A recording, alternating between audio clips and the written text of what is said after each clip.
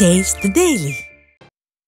திருவள்ளூர் மாவட்டம் கும்மிடிப்பூண்டி பகுதியில் 10 வயது சிறுமியை கடத்திச் சென்று பாலியல் வன்கொடுமை செய்த இளைஞரை இதுவரை கைது செய்யாததை கண்டித்து சிறுமியின் உறவினர்கள் காவல் நிலையத்தை முற்றுகையிட்டு போராட்டத்தில் ஈடுபட்டனர்.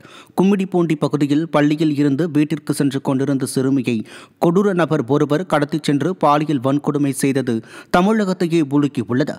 இதில் குற்றவாளியை திறனற்ற திமுகவின் ஏவல் துறை இதுவரை கைது செய்யாமல் அலட்சியத்துடன் செயல்பட்டு வருவதாக குற்றம் சாட்டி சிறுமியின் உறவினர்கள் ஆரப்பாக்கம் காவல் நிலையத்தை முற்றுகையிட்டு போராட்டத்தில் ஈடுபட்டனர்.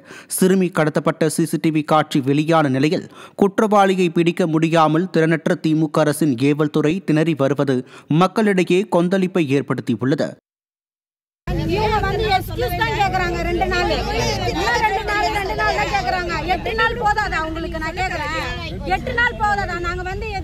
வட மாநிலம் அங்க இங்க தான் நாங்க கேள்விப்பட்டுக்கிறோம். எங்க ஊர்ல எங்க குழந்தைக்கு பாதிப்பட்டதுனால எங்களால அதுல இருந்து மீண்டு வெளியே வர முடியல. வேலூர் மாவட்டம் குடியாத்தம் அருகே 9 வயது சிறுமிக்கு பாலியல் தொல்லை கொடுத்த 70 வயது முதியவர் போக்சோ சட்டத்தில் பிடிபட்டார்.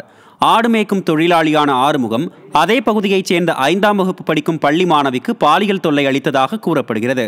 இதையடுத்து போக்சோ சட்டத்தில் ஆறுமுகம் பிடிபட்டார்.